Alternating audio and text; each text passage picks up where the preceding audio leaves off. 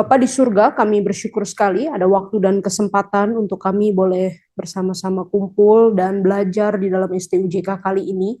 Kami rindu sekali untuk boleh mempelajari kitab suci yang adalah firman Tuhan, yang adalah sumber hidup kami, yang menolong kami mengenal Yesus, yang menolong kami untuk beroleh selamat, yang menolong kami untuk tahu bagaimana kami harus menjalani hidup seturut kehendak Tuhan. Maka kami sangat memohon pimpinan dan pertolongan Tuhan dalam sesi 3 minggu ini. Kami sungguh-sungguh boleh menikmati kekayaan firman-Mu. Kami sungguh-sungguh boleh ditolong untuk belajar firman Tuhan dengan baik, dengan benar, dengan tepat. Terima kasih untuk anugerah Tuhan. Di dalam nama Tuhan Yesus kami berdoa. Amin. Ya Bapak Ibu, karena pelatihan sesi kita dalam 3 minggu ini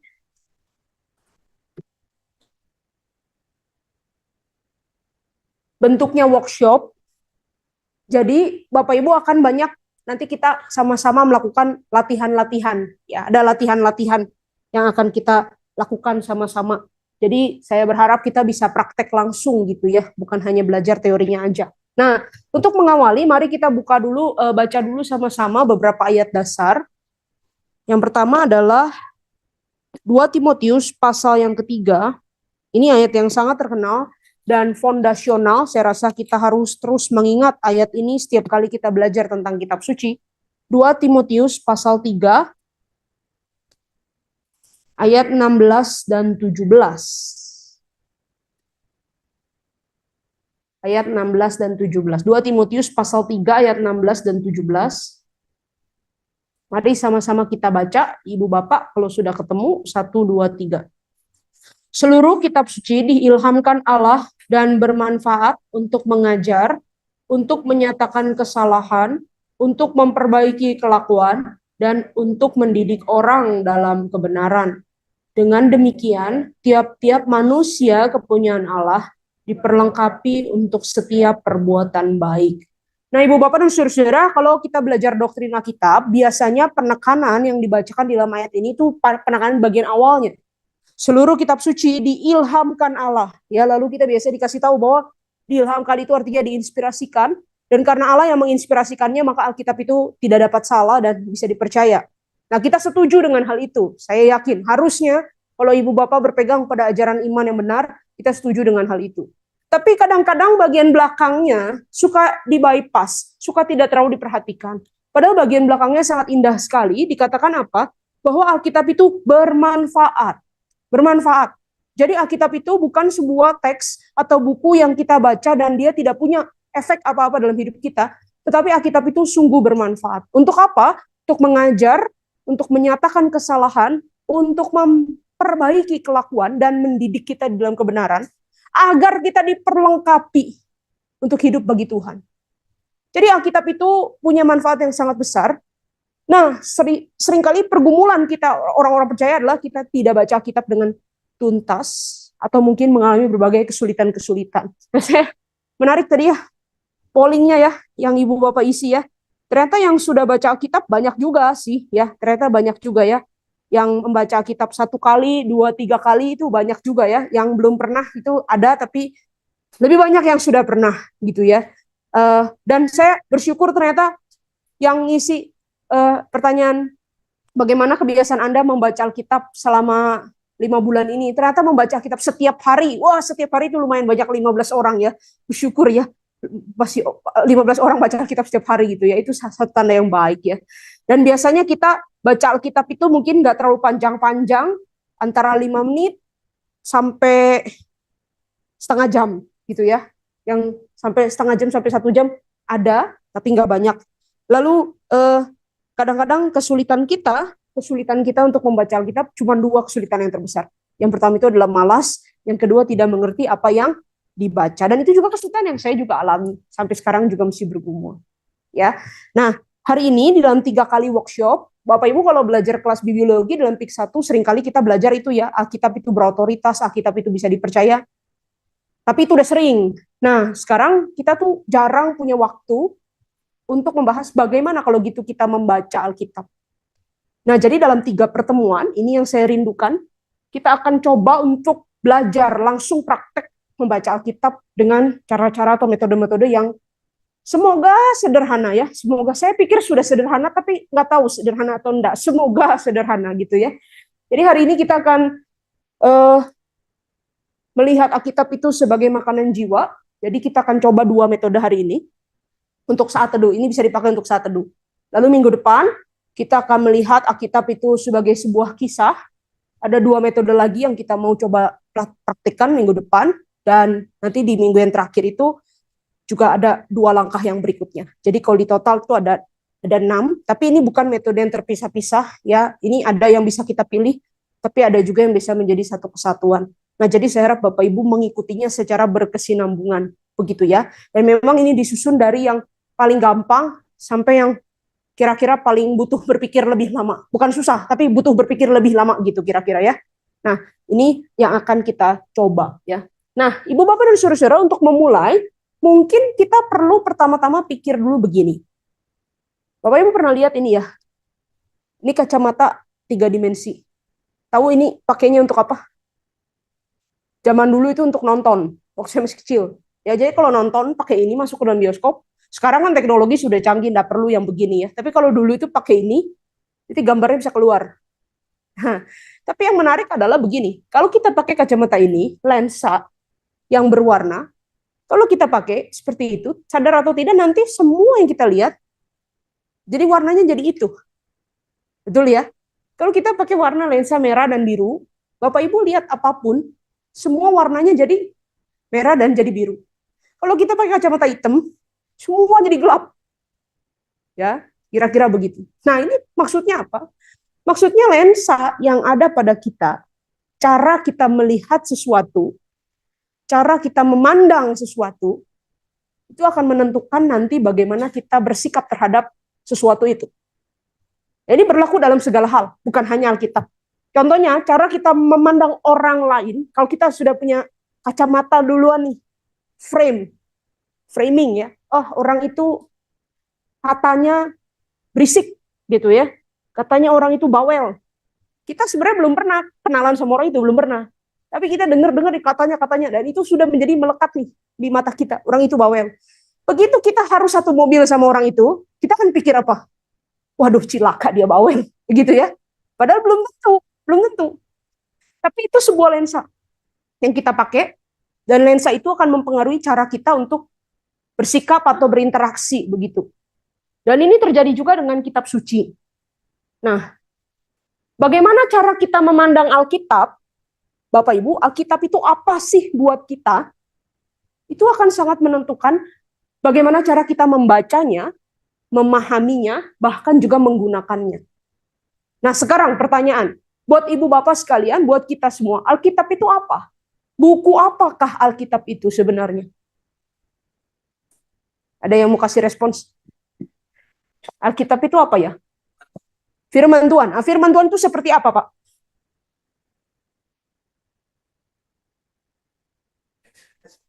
Seperti firman Tuhan. Gimana tuh firman Tuhan itu seperti apa ya? Pedoman? Pedoman hidup?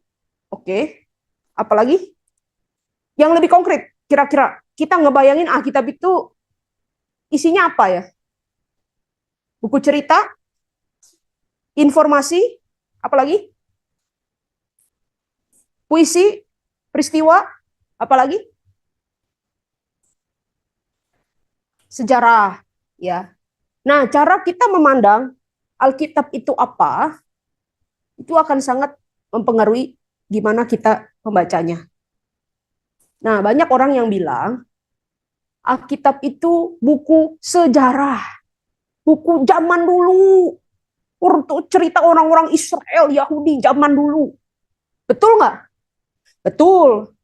Tapi Ibu Bapak dan Saudara-saudara, kalau kita hanya melihat Alkitab itu sebagai buku sejarah, buku zaman dulu, maka kita tanpa sadar itu punya kesan ya, kesan. Ah, ini mah kuno.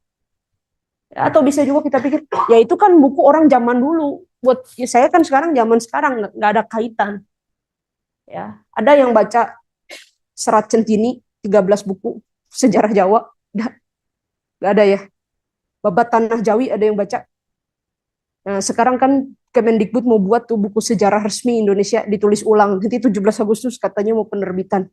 Ada nggak yang berniat nabung dari sekarang? Saya mau PO tuh buku itu, ada? Enggak ya. Kenapa? Ya sejarah itu saya nggak terlalu perlu sejarah. Ya, kalau kita pikir Alkitab itu hanya buku sejarah, jangan-jangan kita juga nggak terlalu merasa itu perlu untuk zaman sekarang, karena ini zaman dulu. Nah, ada orang yang juga bilang Alkitab itu Bible itu ya, singkatannya basic information katanya, before leaving earth. Informasi-informasi dasar sebelum kita meninggalkan bumi katanya. Jadi segala hal yang harus kita tahu selama kita hidup di dunia. Setuju? Setuju.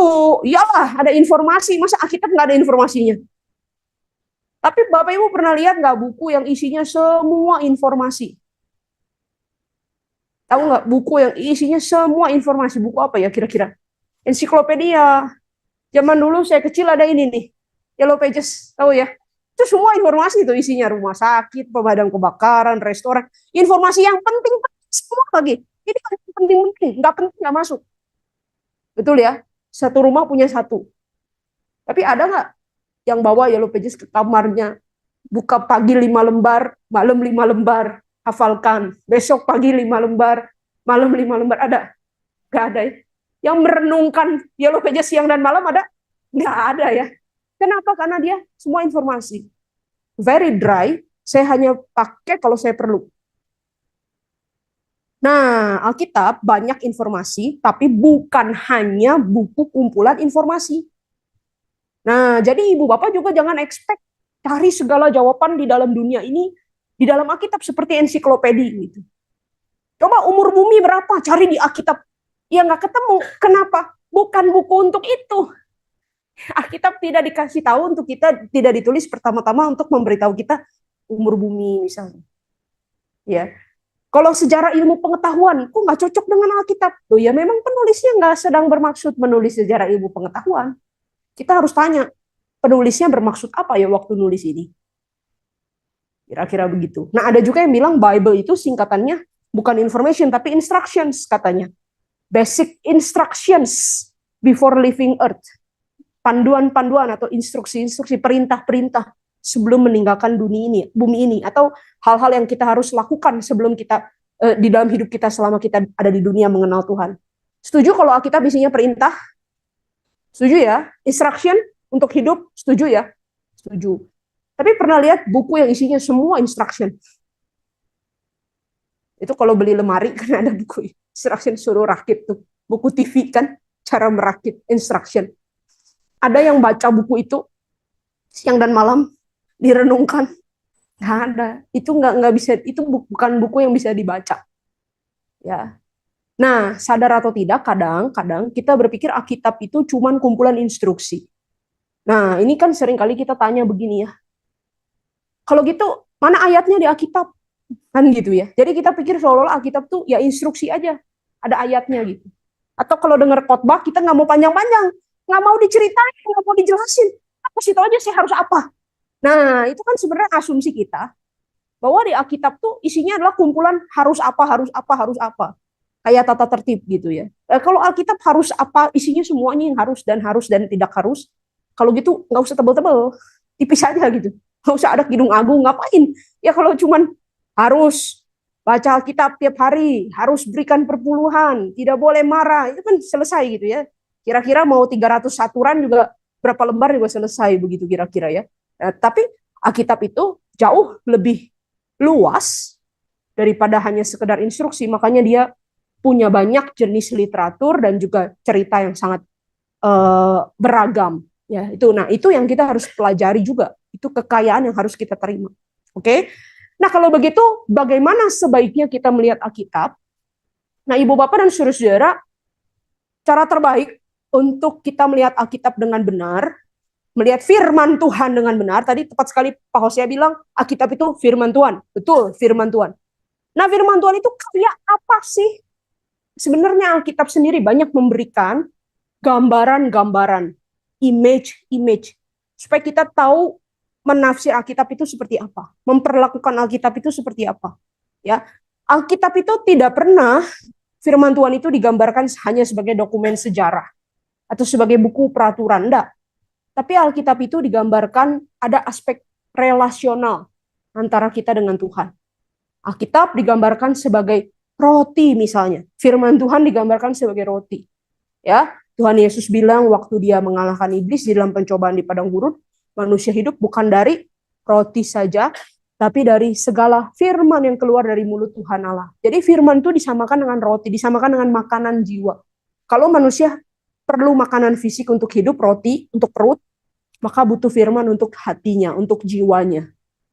Ya, lalu Daud juga banyak sekali menggunakan gambaran-gambaran. Dia katakan firman Tuhan itu, ketetapan Tuhan itu, Taurat Tuhan itu lebih indah dari emas, lebih manis dari madu. Ya, jadi sesuatu yang indah, sesuatu yang manis.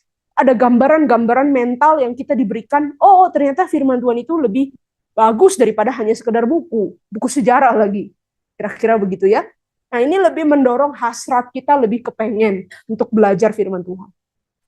Lalu firman Tuhan itu oleh Paulus dikatakan, oleh penulis Ibrani dikatakan sebagai pedang ya, pedang yang menusuk jauh sampai ke dalam jiwa. Lalu firman Tuhan juga digambarkan sebagai pelita bagi kaki kita dan terang bagi jalan kita.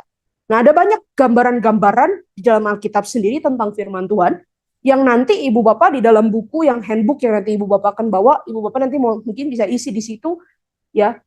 Gambaran-gambaran apa yang selama ini keliru yang saya miliki tentang Alkitab. Mungkin karena gambaran saya keliru, jadi saya jadi susah sendiri atau tidak suka untuk membacanya. Nah, sebaliknya coba kita beralih, tinggalkan gambaran-gambaran yang keliru itu, dan coba lihat kalau penulis Alkitab sendiri menggambarkan firman Tuhan itu seperti apa. Ya, ada yang bilang orang yang hidup, Daud bilang orang yang kesukaan ialah Taurat Tuhan itu seperti pohon yang ditanam di tepi aliran air. Jadi firman Tuhan itu seperti air yang menyuburkan hidupnya, menyegarkan hidupnya. Coba nanti kita lihat ya di dalam Alkitab apa sih gambaran-gambaran yang Alkitab sendiri berikan tentang firman Tuhan, tentang dirinya sendiri. Oke? Nah, sampai di sini ada tanggapan atau respons atau pertanyaan, silakan kalau ada.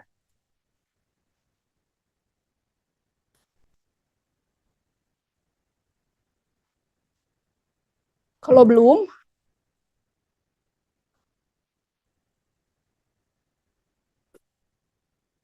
saya mau mengajak kita melihat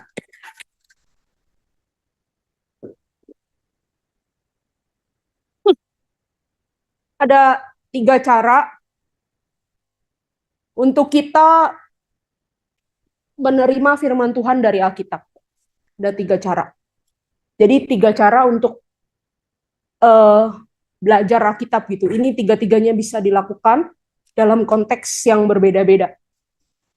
Yang pertama adalah yang saya sebut sebagai Bible devotion. Oh sorry, Bible reading dulu deh. Bible reading, ya. Yang kedua adalah Bible devotion, dan yang ketiga Bible study. Nah, pertemuan hari ini kita mau bahas yang ini Bapak Ibu, yang pertama dan yang kedua, ya. Bible reading dan Bible devotion. Lalu nanti pertemuan 2 dan 3 kita akan bahas ini. Karena ini nanti langkah-langkahnya jauh lebih banyak. Nah, jadi kalau Bible reading artinya membaca Alkitab ya, Bible reading. Bible reading itu adalah satu cara untuk kita membaca seluruh Alkitab dari depan sampai belakang. Dari awal sampai akhir, dari Kejadian sampai Wahyu. Jadi seluruh pasal dibaca. Ya. Tujuannya apa? Atau fokusnya apa?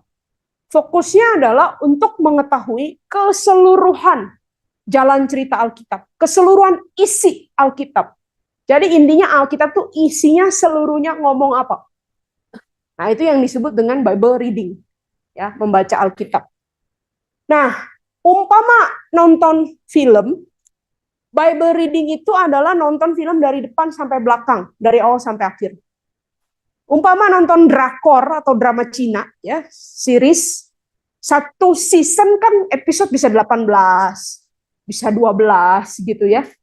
Ada yang nonton When Life Give You Tangerines, udah selesai, one six. Itu nonton dari, kalau Bible reading itu sama seperti nonton dari episode 1 sampai terakhir, nonton semua. Nggak harus sekali nonton, tapi nonton dari awal sampai akhir, ngabisin semua. Untuk apa? Untuk tahu seluruh jalan ceritanya. Oke? Nah, tidak boleh ada yang skip. Ya, setiap pasal harus dibaca, kira-kira begitu. Untuk apa? Untuk tahu keseluruhan jalan cerita Alkitab. Nah, rekan saya Pak Johan Setiawan rajin ya. Dia hitung seperti ini. Nah, dia hitung seperti ini. Alkitab itu katanya punya 39 pasal PL dan 27 PB, kita setuju ya. PL PB ada 66 kitab, pasalnya ada sekian, ayatnya ada sekian. Jadi kalau baca satu hari 2 pasal, Anda akan selesai dalam 1 tahun 8 bulan.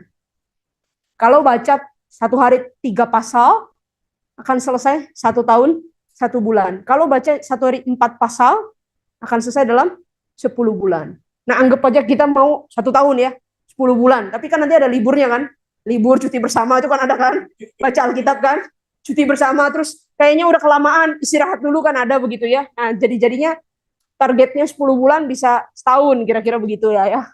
Nah, tapi ini menarik karena ya pokoknya saya akan selesai, kira-kira begitu. Nah, di dalam website Desiring God, tadi saya cari gambarnya udah hilang, nggak punya ya. Desiring God, ada juga orang yang bikin penelitian tiap kitab tuh dibaca berapa lama. Jadi tiap kitab dibaca berapa lama gitu. Ya. Paling pendek misalnya, paling pendek surat Filemon, 12 menit bisa selesai. Satu kali baca. Kecepatan biasa ya.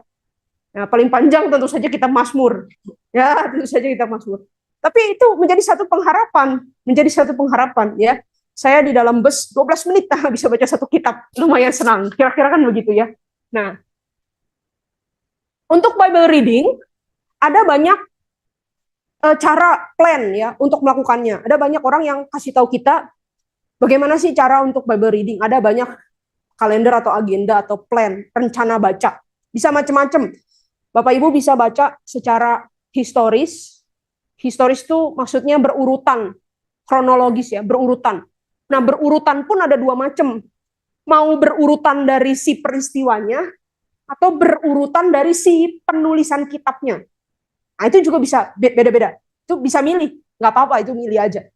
Nah, ada beberapa contoh Bible reading plan yang saya sudah masukkan di dalam bukunya Bapak Ibu. Nanti Bapak Ibu bisa lihat sendiri di dalam bukunya Bapak Ibu. Ada Bible reading plan yang dari Bible Project, seperti ini. Ini 1 tahun selesai.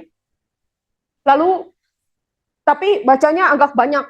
Satu hari sekitar 1-4 pasal. Terus plus 1 Mazmur. Lalu dia sediain kita video yang bisa ditonton sesuai bacaan hari itu. Ya, nanti Ibu Bapak bisa lihat di dalam buku yang sudah di-share di situ, di halaman 5 dan 6.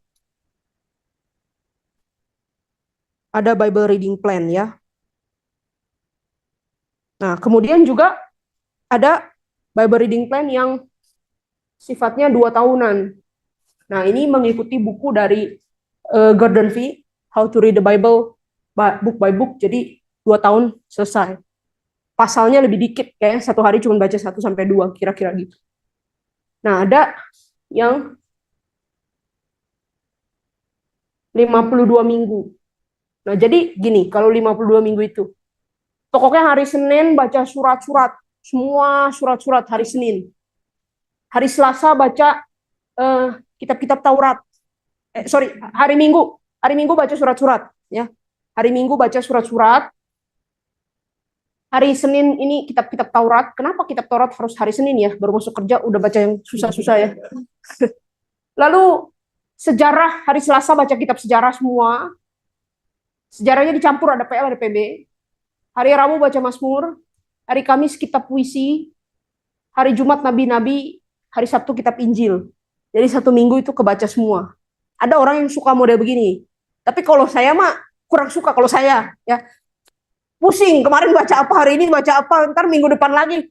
Udah nggak inget lagi, kira-kira begitu kalau saya ya. Tapi ada orang yang mungkin pilih begini, boleh juga. Lalu ada juga chronological plan. Nah, kalau ini kronologis, tapi dia berdasarkan urutan peristiwa. Berdasarkan urutan peristiwa. Jadi kalau kita lihat di sini, kejadian dulu nih, kejadian 1 sampai 11, lalu kitab Ayub. Karena ada anggapan bahwa kitab Ayub itu terjadinya sebelum Abraham ada. Nah, jadi dia punya tafsiran kira-kira begitu. Jadi dia susun setiap peristiwa di dalam kitab sesuai dengan waktu terjadinya. Nah, yang saya sarankan adalah ini, bahasa Indonesia. Ini Bapak Ibu bisa buka setiap hari. Jadi ada ayat bacaannya. Nah, kalau ini dia punya 4 set jadwal. Yang pertama PB semua, Matius sampai Wahyu. Lalu PL dia bagi jadi 3 set. Yang pertama itu kejadian sampai kejadian keluar ulangan, Yosua sampai Pengkhotbah, lalu Kidung Agung sampai Maliaki. Jadi dibagi 3 set begitu. Nah, setiap hari ada ayatnya, lalu ada Alkitab audionya, ada suara yang bacain, lalu ada film animasinya. Nah, ini lumayan bagus dan bahasa Indonesia. Tapi memang dia tidak punya renungannya, nggak punya saat teduhnya gitu. Ya kadang ada penjelasan singkatnya, kadang ada yang nggak ada. Tapi ini bisa dipakai. Ini dari Sabda, ini bagus gitu ya. Atau yang paling saya suka sebenarnya yang pertama, yang ini dari Bible Project ini. Ini bagus sekali. Jadi dia urutkan kronologis, tapi juga plus diurutkan secara tematis. Contoh, kejadian itu kan penciptaan, lalu kejatuhan, gitu ya. Lalu nanti diurutkan gitu secara dari historis. Jadi bagaimana Tuhan memanggil Israel, bagaimana Israel dibuang ke Mesir, bagaimana keluar dari Mesir, bagaimana di padang gurun. Nah, di padang gurunnya Keluaran nanti digabung dengan Ulangan, jadi sama-sama tuh dikumpulin gitu. Nah, itu sangat menolong juga. Lalu nanti ada kalau yang ini videonya. Setiap mau masuk ke kitab baru ada latar belakang kitab. Tapi setiap kali ada kata yang penting juga nanti dikasih tahu. Contoh, tiang api. Tiang api itu apa? Kita kan nggak tahu tiang api. Dia kasih kita video tiang api. Tiang api itu apa? Jadi menarik gitu, bisa belajar. Nah, saya suka ini. Masalahnya ini bahasa Inggris. Kalau nonton videonya ada bahasa Indonesianya di YouTube-nya juga ada Bible Project itu. Jadi Bible Project Indonesia, tapi cuman sebagian, belum semua di Indonesia kan. Gitu ya, kita berdoa ya. Semoga ada banyak anak-anak Tuhan yang punya talenta di bidang media bisa ikut ya untuk terlibat dalam pelayanan seperti ini. Nah, ini Bible reading. Nanti Bapak Ibu bisa baca panduan-panduannya di buku yang nanti akan diberikan. Nah, kalau Bible reading, Ibu Bapak, tips dan trik praktisnya adalah sediakanlah waktu yang cukup. Mungkin sekitar 15 sampai 30 menit. Ya, sediakanlah waktu yang cukup. Lalu fokusnya adalah baca keseluruhan. Jadi jangan berhenti di satu kata yang kita nggak ngerti lalu putar-putar di situ. Jangan, kalau nggak ngerti nanti dulu saja baca. Karena kita tidak sedang mau cari satu yang kecil-kecil. Satu kata ini artinya apa gitu. Kita tidak mau memecahkan masalah dulu. Kita sedang mau membaca keseluruhan. Ya. Jadi kalau kita bingung atau tidak mengerti, nggak apa-apa, teruskan aja dulu. Nanti sampai seluruh kitab kita punya overview, mungkin yang tadi pertanyaan kita akan terjawab dengan sendirinya. Nah, kalau Ibu Bapak belum pernah, seumur hidup belum pernah membaca dari awal sampai akhir, ayo kita mulai coba, kita baca ya. Saya dorong kita untuk membaca. Ya, mulai dari Kejadian sampai kitab Wahyu, dari awal sampai akhir, kita mau tahu bagaimana cerita Alkitab. Ya. Nah, yang kemudian yang berikut, ini udah ya Bible reading ya Ibu Bapak ya. Yang kedua adalah Bible devotion. Nah, Bible devotion itu adalah yang biasa kita sebut sebagai saat teduh. Saat teduh ya, atau merenungkan Alkitab. Merenungkan Alkitab. Nah, kalau Bible reading fokusnya baca keseluruhan, kalau Bible devotion itu baca sedikit, tapi direnungkan sampai mendalam. Dihayatin, diresapin, dipahamin, direnungkan. Ya. Contoh, kalau Bible reading kita misalnya Kejadian 1 sampai Kejadian 3. Kejadian 1 sampai Kejadian 3. Gitu ya. Itu kan cerita penciptaan. Tuhan menciptakan alam semesta, Tuhan menciptakan manusia, lalu manusia jatuh dalam dosa. Tapi saat teduh itu, kalau Bible devotion itu bisa cuma ambil satu pasal. Saya tertarik sekali misalnya ya, tertarik sekali di pasal 3 tentang kejatuhan. Kenapa kok manusia udah dikasih Tuhan ketetapan tetap melanggar? Ya, atau bisa jadi kita setelah membaca tertarik sekali dengan pasal 3 ayat 8. Ketika Tuhan bertanya kepada manusia, di manakah engkau? Kita renungkan terus. Tuhan bertanya kepada saya, di manakah engkau? Itu Bible devotion. Jadi ayatnya lebih pendek-pendek, bisa satu pasal, bisa satu perikop, bahkan bisa satu ayat, dan direnungkan secara mendalam. Merenungkan secara mendalam itu tujuannya apa? Tujuannya mau cari tahu apa arti teks ini buat saya pribadi. Buat saya pribadi. Apa makna teks ini buat saya pribadi? Oke? Jadi kita belum bicara soal apa makna teks ini buat Matius yang menulis, buat Rasul Yohanes yang menulis. Belum. Itu nanti berikutnya Bible study.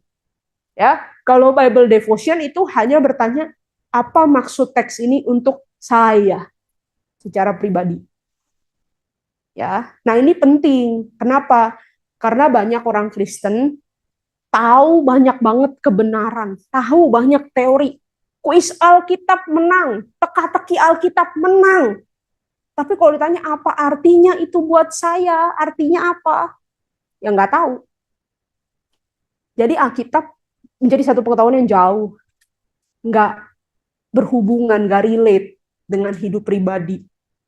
Nah, saya kira kita perlu latihan, belajar lebih banyak. Apa artinya ini untuk saya? Ya, apa artinya ini untuk saya?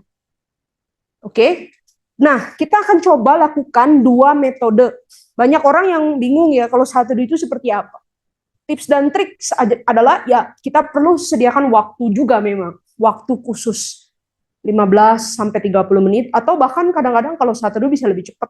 Ya 5 sampai 20 menit, sampai 15 menit itu bisa-bisa aja gitu. Sediakan waktu. Waktu itu bagusnya pagi atau siang atau malam atau kapan? Nah, kalau menurut saya ya ideal pagi, ideal. Kenapa ideal pagi? Itu kita belum pusing, belum dengar apa-apa. Ya, pertama kali bangun itu tanda juga kita mau menyerahkan hidup kepada Tuhan. Saya pertama kali bangun saya mencari Tuhan. Pertama kali bangun minta arahan firman Tuhan, begitu ya. Tapi kalau dalam hidup ini seringkali tidak terjadi gitu ya. Apalagi ibu-ibu kalau anak masih kecil, bagaimana mau pagi saat teduh itu mau bangun jam berapa? Harus masak, cuci, antar dan segala-gala gitu ya. Nah, maka paling baik kalau tidak bisa di pagi hari adalah waktu kapanpun yang kita persiapkan. Kuncinya adalah waktu itu dipersiapkan. Memang diatur di slot, saya mau saat teduh.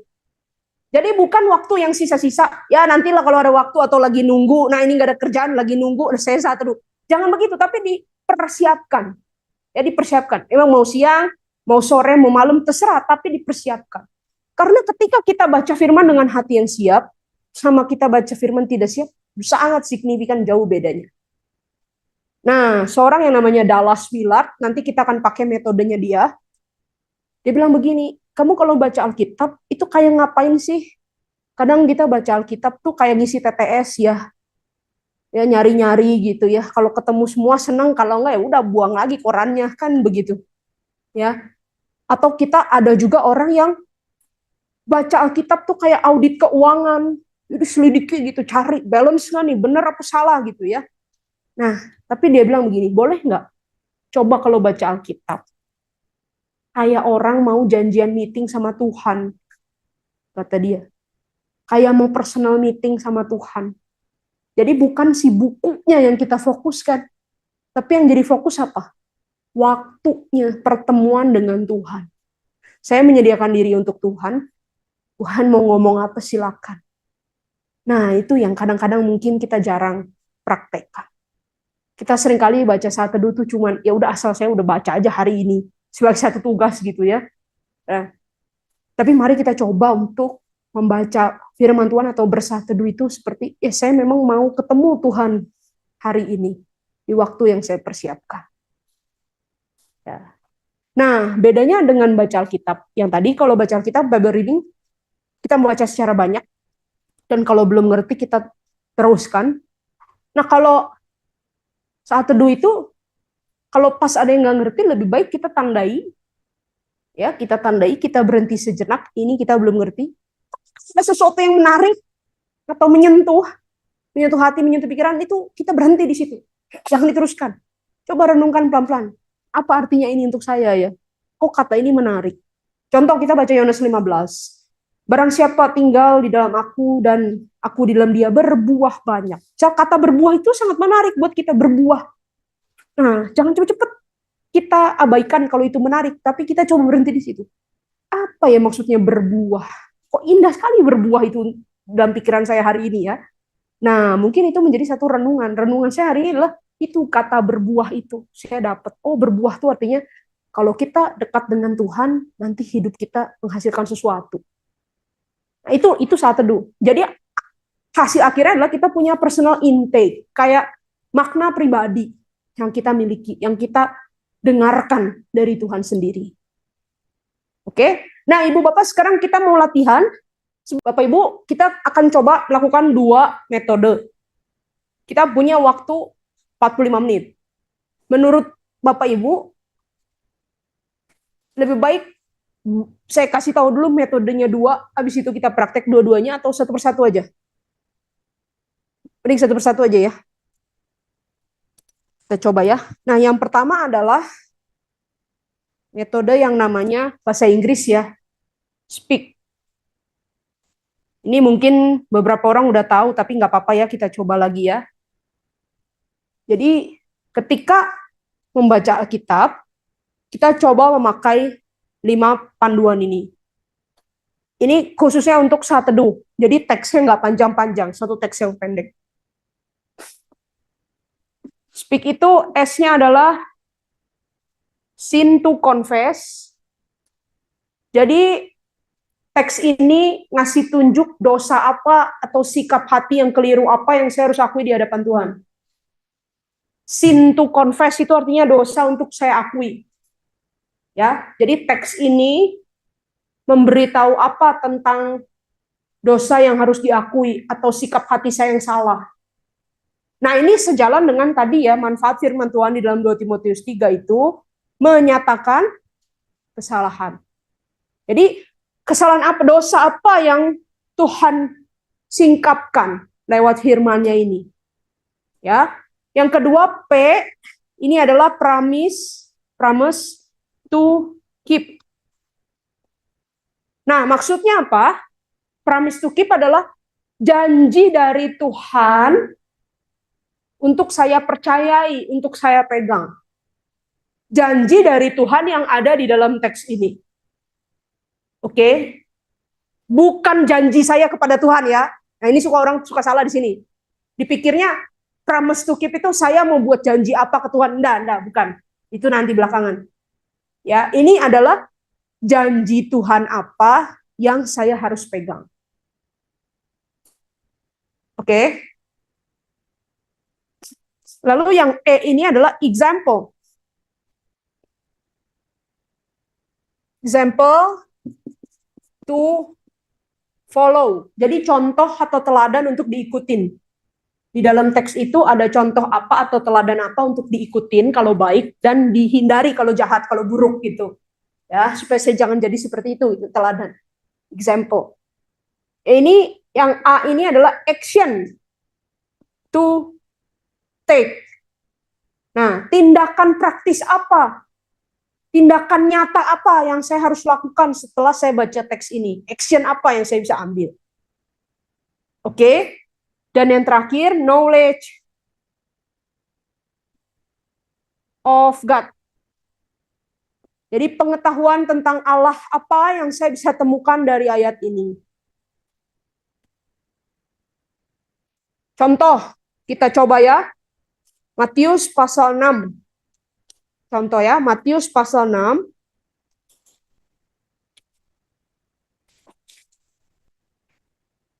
Matius pasal 6 ayat 25 sampai 34.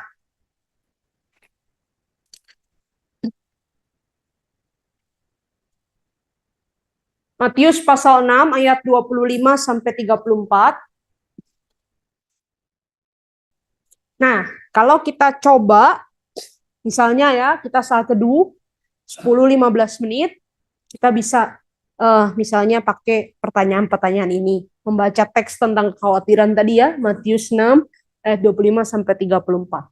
Sin to confess, kira-kira apa ya dosa atau sikap hati yang salah yang saya suka pegang, saya suka pelihara, yang saya harus akui di hadapan Tuhan. Misalnya ya, saya suka khawatir tentang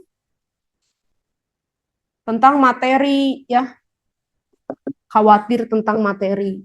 Nah, ini sendiri perenungan saya pribadi, Ibu Bapak, beberapa waktu yang lalu saya menunggu, beberapa bulan yang lalu menunggu pengumuman beasiswa, apakah saya akan diterima atau enggak. Itu khawatir banget, kok udah lama nggak ada pengumuman ya, padahal dari sekolah udah ada pemberitahuan ya, pembayaran tanggal segini.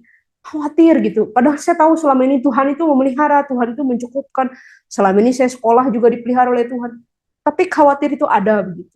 Ya, sampai ketika membaca teks ini, oh ya, saya ingat nih, saya itu punya dosa. Dosa apa? Kekhawatiran. Khawatir akan hal-hal yang materi, tidak percaya akan hal-hal yang materi. Nah, kita akui di hadapan Tuhan, iya saya khawatir. Ya. Lalu promise to keep, janji Tuhan untuk dipegang di sini apa? Saya diberkati sekali dengan kata-kata, lihat bunga bakung. Ya, apa namanya? Tidak, iya, didandani dengan begitu indah. Hari ini ada, besok sudah layu, tapi didandani dengan begitu indah. Kok kamu kurang percaya? Lihat burung pipit itu dipelihara Tuhan, kok kamu tidak percaya? Jadi janji apa yang kita bisa ambil di situ? Janji Tuhan memelihara anak-anaknya, ya. Tuhan memelihara. Nah, example to follow, ada nggak di situ contoh untuk diteladani? Nah, saya sih nggak ketemu contoh, ya, Mas. Soalnya di sini juga burung nggak dibilang sih burungnya nggak khawatir, nggak ada kan gitu. Jadi ini nggak ada gitu. Jadi kadang-kadang orang bilang, lihat burung di ladang, burung aja nggak pernah khawatir. Tahu dari mana orang di sini nggak ada? Sembarangan aja, ya. Nah, example-nya tidak ada ya di situ. Saya sih tidak ketemu. Ya kalau tidak ada ya nggak apa-apa, jangan diada-adain, ya. Kadang misalnya ada, misalnya janji Tuhan di situ nggak ada, nggak, Tuhan nggak janji apa-apa. Ya udah nggak apa-apa, jangan dipaksa-paksa Tuhan harus janji juga gitu. Nah, lalu action to take. Action to take apa? Itu kan ada kata kesusahan satu hari. Kalau saya, ini kan satu dosa saya ya. Kesusahan satu hari cukup untuk satu hari. Jadi saya diajar untuk oke, hidup hari ini aja dulu. Gak usah pikir-pikir besok. Hari ini aja dulu. Hari ini sekarang, ayo cepet bangun, ayo cepet ke gereja, ayo cepet pelayanan. Udah gak usah pikir-pikir hari besok. Besok nanti lagi besok. Nah, itu untuk saya. Gitu ya. Nah, lalu knowledge of God, pengetahuan tentang Allah apa?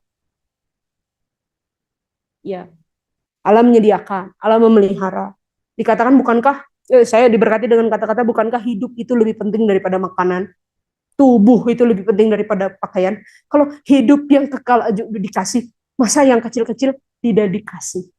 Nah, itu pengetahuan tentang Tuhan yang menambah iman saya. Kira-kira begitu. Gampang ya? Bisa dilakukan?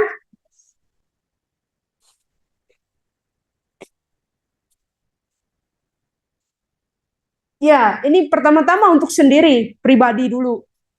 Nah, kalau kita mau baca sama keluarga, bisa juga. Nanti suruh sharingnya pakai ini aja. Daripada sharing yang susah-susah kan, sharing aja ini ya. Nah, nanti boleh cerita, papa punya sikap hati seperti ini ya. Lalu mama mendapatkan dari firman bagaimana, nanti anak-anak dari situ bisa belajar.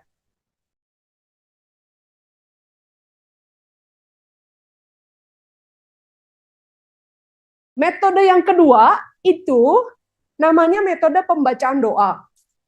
Pembacaan doa. Biasanya pembacaan doa itu orang-orang kenal sebagai Lectio Divina. Ya, Lectio Divina. Lectio Divina. Halaman 20 bukan? Betul? 21, halaman 21 ya. Nah, Lexio Divina itu biasanya ada 4 tahap. Oratio, meditatio, contemplatio, satu lagi lupa apa. Tapi yang saya mau kasih tahu kita itu adalah Lexio Divina yang dimodifikasi oleh orang namanya Dallas Willard. Nah, bagus sekali karena dia mikir begini, kalau Lexio Divina doang, kadang orang itu bingung gitu, mengawang-awang gitu, nggak tahu apa yang harus ditanyakan. Kalau Lexio Divina itu kan biasanya begini, apa yang menarik dari teks ini? Itu kata yang menyentuh hati Anda, nggak ada. Nggak ada. Jadi apa yang menarik dari teks ini? Nggak ada. Jadi nggak bisa begitu, bingung. Nah, jadi Dallas Willard memodifikasi Lexio Divina dengan model begini. Dasarnya adalah waktu baca kitab, kita kayak ngobrol sama Tuhan. Jadi interaksi dengan Tuhan. Dan ada beberapa panduan yang berikut. Ini dalam bahasa Inggris, saya terjemahkan sendiri ke dalam bahasa Indonesia. Jadi kalau cari di Google, nggak ada. Ini Google-nya adanya bahasa Inggrisnya. Udah lupa juga apa ya. Yang pertama ada 5 step. Yang pertama itu penyataan. Penyataan itu bicara tentang apa berita atau pesan yang teks ini katakan pada saya. Oke, contohnya tadi yang Matius 5 ayat 33 sampai 37. Apa pesan yang teks ini katakan? Harus berkata kebenaran, tidak boleh berdusta. Tuhan tidak suka orang dusta. Itu beberapa pesan tuh yang kita dapat ya.